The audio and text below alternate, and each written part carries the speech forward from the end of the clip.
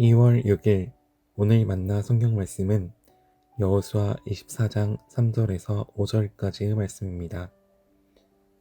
그러나 내가 너희 조상 아브라함을 강 건너에서 이끌어내어 그를 가나안 온 땅에 두루 다니게 하였으며 자손을 많이 보게 하였다.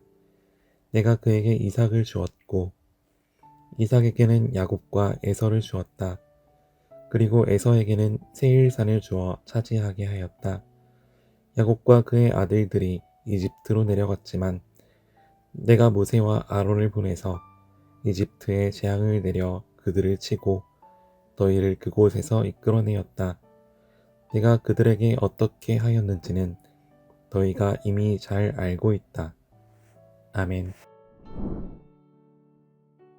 오늘 만나러 만나주시는 하나님을 기대합니다. 여호수아는 크게 4장면으로 구성되어 있습니다. 첫 번째 장면은 가나안 땅에 입성하는 장면입니다. 그래서 요단강을 건너는 이야기가 여호수아서에서 가장 먼저 기록되어 있습니다. 두 번째 장면은 가나안 땅에 들어가서 그 땅을 정복하는 내용입니다. 세 번째 장면은 그 정복한 땅을 12지파에게 분배하는 장면으로 22장까지 기록되어 있습니다.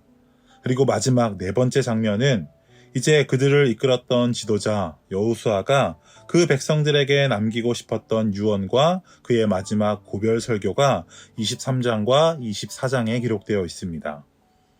사실 23장과 24장의 내용은 비슷해 보입니다. 그러나 분명한 차이가 있다면 23장은 이스라엘의 지도자들에게 하는 유언이라면 24장은 하나님의 자녀들에게 하는 마지막 고별 설교라 할 수 있습니다. 즉 23장과 24장은 여호수아의 말을 듣는 대상이 다르다는 차이가 있습니다. 그러나 분명한 것은 여호수아는 하나님의 사람들에게 오늘도 여전히 신앙의 여정을 걸어가고 있는 남겨진 세대들에게 꼭 남기고 싶었던 이야기가 있었던 것입니다. 그럼 여호수아는 오늘 이스라엘 백성들에게 크게는 하나님을 주인으로 모시고 살며 신앙의 여정을 걷고 있는 저와 여러분들에게 무엇을 남겨주고 싶었을까요? 오늘 본문은 아브라함 때부터 가나안 정복 전쟁을 다 마치고 이스라엘 백성들이 그 땅에 정착해 살게 된 여정을 간략하게 서술하고 있습니다. 그런데 여기서 중요한 것은 이 모든 과정에는 하나님의 은혜가 있었다는 것입니다. 우리가 알고 있는 믿음의 조상 아브라함은 원래 유프라테스강 건너에 살면서 다른 신을 섬기고 있었는데 그랬던 그를 하나님이 택하셔서 믿음의 조상으로 세우셨고 이집트에서 종된 삶을 살고 있었던 이스라엘 백성들에게 모세와 아론을 보내어 그곳에서 인도해 주셨던 분이 하나님이시라고 여호수아는 고백하고 있습니다. 또한 가나안 땅에 살고 있는 여러 민족들을 하나님께서 우리들의 손에 넘겨주셔서 우리가 이제는 정착하여 가나안 땅에서 살게 되었다고 고백하고 있는 것이죠. 그러니까 지금 여호수아는 이렇게 해석하고 있는 것입니다. 아브라함이 하나님을 선택한 것이 아니라 하나님께서 아브라함을 선택하셨다는 것이죠.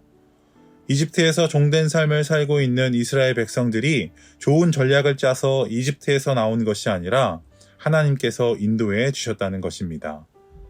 또한 이스라엘 백성들이 열심히 싸워 전쟁에서 이겨 가나안 땅을 얻었다고 말하지 않고 하나님이 이기게 해 주셨다는 것입니다. 그리고 여호수아는 지금 이 말을 남기고 싶었던 것이죠. 그러면서 우리에게 말하고 있는 것 같습니다. 지금 우리가 보내고 있는 일상의 시간도 우리들의 힘과 노력으로만 되는 것이 아니라 하나님의 은혜라고. 우리가 삶의 계획을 잘 세우고 실행에 잘 옮겨서 이렇게 살고 있는 것이 아니라 하나님의 은혜가 있었다고 말하는 것 같습니다.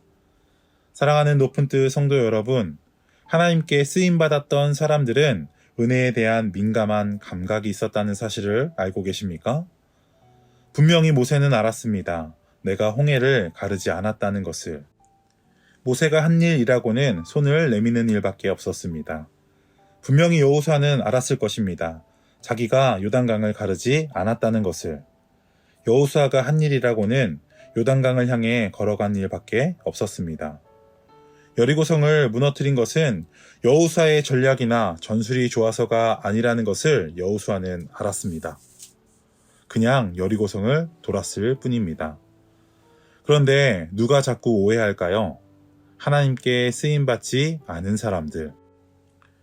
그들은 내가 어떤 일을 했을 때 성이 무너지거나 강이 갈라지면 꼭 내가 무너뜨린 것 같고 내가 가른 것 같아 자꾸 내 이야기가 나옵니다. 그러나 오늘 여호수아의 마지막 설교를 들어보면 하나님이 하신 일에 대한 내용을 서술하고 있습니다. 여호수아는 왜 하나님이 하셨다는 사실을 강조할까요? 이 모든 것이 다 하나님의 은혜라는 것을 알았기 때문입니다. 그리고 우리 모두에게는 하나님의 은혜가 필요하다는 것을 남기고 싶었던 것 아닐까요? 오늘 하루도 우리가 하나님의 은혜에 대한 민감한 감각이 있기를 바랍니다. 우리가 열심히 애쓰고 노력도 했지만 하나님이 여기까지 인도해 오셨습니다. 하나님의 은혜가 있었습니다. 하나님의 은혜가 있었기에 이 자리에 있다는 사실을 기억하며 하나님께 감사하며 하나님의 인도하심을 신뢰하는 하루가 되길 소망합니다. 기도하겠습니다. 우리의 삶의 목자가 되시는 하나님, 오늘도 우리의 삶을 하나님의 손에 의탁해 드립니다.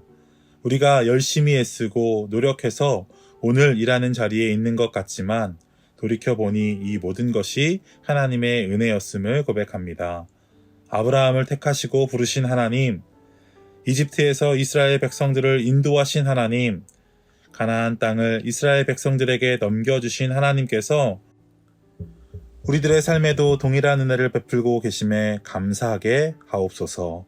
이 모든 것 예수님의 이름으로 기도합니다. 아멘. 이제 두 가지 기도 제목으로 함께 기도하시겠습니다.